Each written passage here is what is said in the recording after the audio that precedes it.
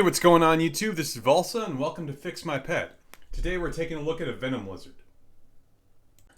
Now this poison lizard is primarily used with a Gorish Skogul pairing, though the user would also like it if it could pull double duty with a Haas Kanara or a Kanara Haas counterattack Archer March.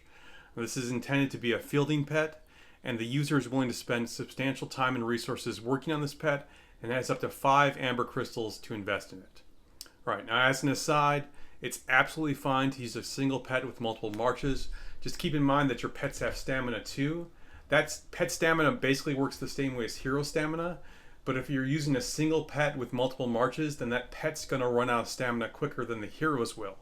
If you're going to do that, it's my advice to keep a cheaper backup pet for those marches just in case you need it.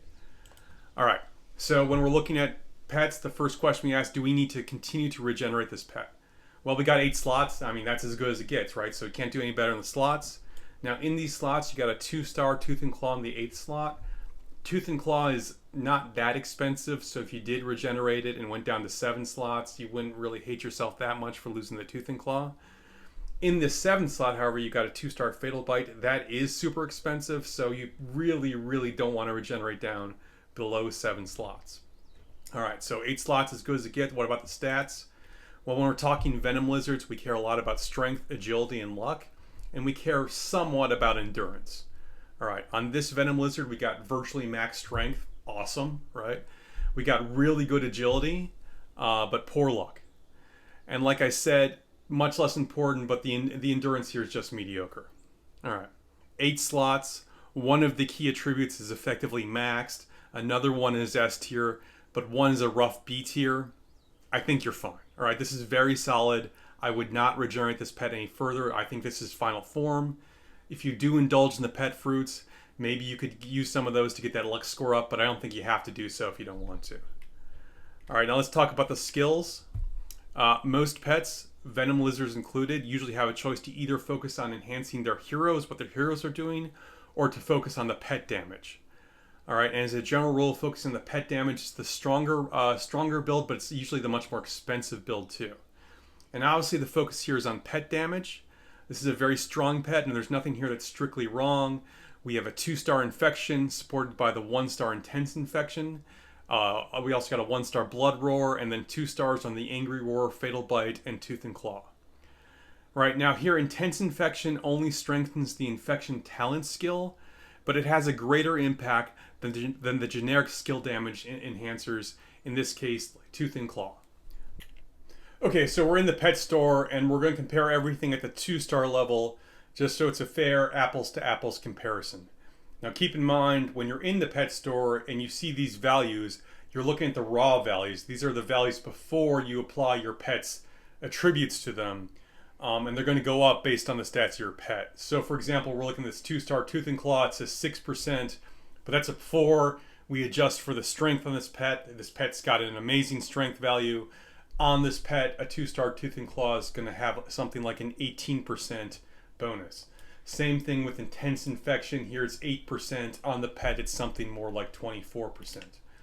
Okay, now what was I saying earlier? Well, Tooth and Claw, the generic booster, improves all the physical damage your pet does regardless of the source, but it's only 6% or really 18%, whereas intense infection only affects infection, but it's a higher value, 8% or really 24%.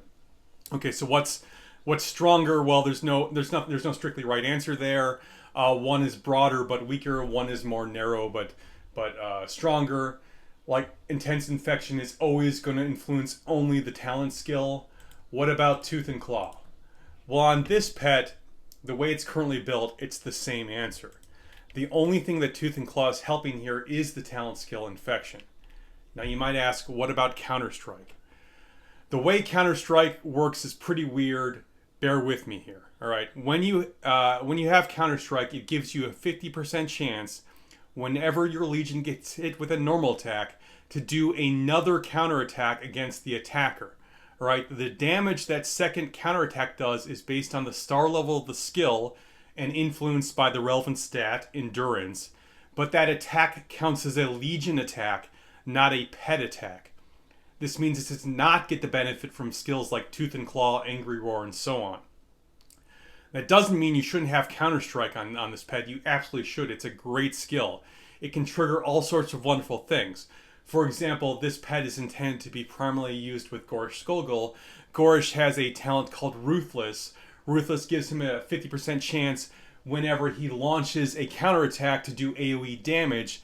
That Counter-Strike counterattack can absolutely trigger it, and the Ruthless can be triggered up to twice per second. In addition to all the normal talents, skills, etc. that Counter-Strike can help trigger, Counter-Strike is a requirement for 2 pet talents: Intense Counter-Strike and Advanced Counter-Strike. Intense Counter-Strike, shown here, is pretty straightforward. Whenever you launch that counterattack from Counter-Strike, Intense Counter-Strike gives you a buff which makes you take slightly less pet damage for a few seconds. Pretty straightforward.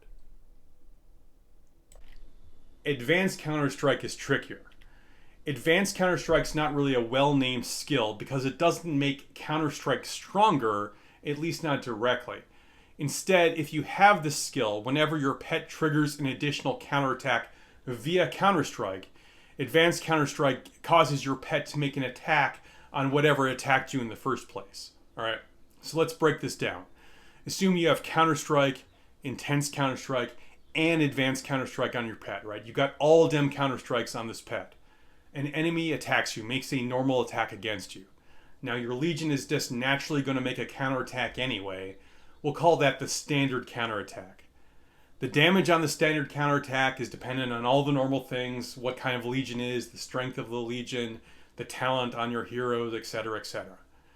In addition to that standard counterattack, because your pet has the Counter-Strike skill, it's got a 50-50 chance to make a second counterattack against whoever hits you.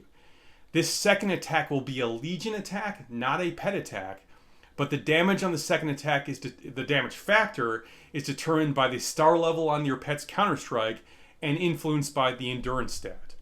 Alright, now the damage on this second attack is generally going to be much less than your standard counterattack, but it's additive, right? It's a second attack. And more importantly, it can trigger all the things that your standard counterattack can trigger, as well as these additional Counter-Strike skills. All right. Now, like I said, in addition to the standard stuff, if you win that 50-50 roll to do the second counterattack, the Counter-Strike counterattack will trigger both Intense Counter-Strike and Advanced Counter-Strike. Intense Counter-Strike will give you a quick defensive boost, making you take less pet damage. Advanced Counter-Strike, however, makes your pet attack whoever just attacked it. This is in addition to the Counter-Strike counterattack. And so you get hit by the normal attack. You make 1, your standard counterattack. Then 2, you got a 50% chance of making a Counter-Strike counterattack. And if you win that roll, you make a 3rd Advanced Counter-Strike counterattack. The Advanced Counter-Strike attack is a pet attack, which means it takes advantage of all the generic pet damage boosters you have, like on this pet, Angry Roar, Blood Roar, Tooth and Claw, and Fatal Bite. On this pet, Advanced Counter-Strike is going to do much more damage than the actual Counter-Strike will do. Now, like I mentioned, it's an Amber skill. Those Amber Crystals are the most precious resource in the game. I still think 100% you needed to add it to this pet. It's absolutely worth the cost here. Okay, so what to lose? The obvious and really only choice here is Intense Counter-Strike. There's nothing wrong with Intense Counter-Strike. It works. It makes your march tankier, and there's nothing wrong with making your infantry march tankier. It's fine in the secondary march too. It's just okay. It's not benefiting from the other skills. It's not enabling anything. And to optimize your pets, you really want to go all in on as many synergies as possible. Removing Intense Counter-Strike doesn't disrupt anything. It doesn't rob you of any of those synergies. And it's really off-plan for this pet. What is the plan for this pet? To do as much damage to people attacking you as possible. Right, really the only other skill we should talk about is the specific Amber skill for Venom Lizards, which is an Advanced Infection. Now, Advanced Infection increases the proc chance of the talent skill, and it's luck-based. Now, you take a look at Infection itself, and the proc is fairly low, just 12%. That number is not influenced by the star level or your pet stats. So you might think, hey, that percentage is low, let's increase it, it'll have a big impact, let's get it as high as possible. What's important to note is that Infection can only get triggered once per second. Now think about how what typically happens to your infantry march in the field. Do you find yourself with your tank getting targeted by just one march, or do you find yourself getting targeted by 6, 8, 10, 12 marches more often than not? Right? And if you're getting hit by lots of marches, each turn, that first normal attack, every normal attack has that 12% chance to trigger. But as soon as one of them triggers, then every other normal attack can't trigger infection again, and increasing the percentage does nothing.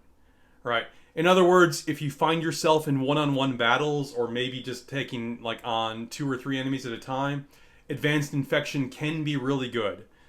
Can that occur? Sure. Like if you're using your infantry march as the primary rally or garrison for your alliance, you're going to find yourself in important one-on-one fights or one-on-two fights all the time. I don't typically recommend a Venom Lizard for those marches, but if you were using a Venom Lizard, then I think advanced infection is something you really got to look at. But this march isn't that. This pet is for a march that's for a fielding march, and especially when you combine it with the poor luck this march has, I do not recommend getting advanced infection here. All right. So you lose intense counterstrike, you add advanced counterstrike. What to upgrade? Look, obviously upgrading the star levels on your pets only makes them stronger, but you're living in a world of limited resources, of opportunity cost. What should you do here? I think your strength is so high, you should move intense infection to 2 stars as quickly as possible. Your luck's not great, but I still think moving Blood Roar to 2 stars is probably worth it, even with that low luck score. All right? And then moving to 3 stars is really expensive. I'd really think hard before I put that much more into the pet. Now you have such great strength, and Tooth and Claw does cost less than the other skills, so maybe you move Tooth and Claw to 3 stars, but that's really up to you. All right? What about the talent skill? Well, like if you want to farm Venom Lizards and only Venom Lizards for the next several months, you can get that to 3 stars, but obviously that comes at a very high opportunity cost of working on other pets. Up to you, right? If it's me, I get everything to 2 stars, obviously other than advanced counterstrike, which will be 3 stars, and call it a day. It's already a pretty strong lizard. I think with a little additional investment, you can get it to an excellent place. All right? That's it. Remember, if you'd like me to take a look at improving your pet or showing off your already super pet, you can send it to me either via an in-game DM or ytvalsa@gmail.com. Additional details will be in the description below. And until next time, stay classy, Belleron.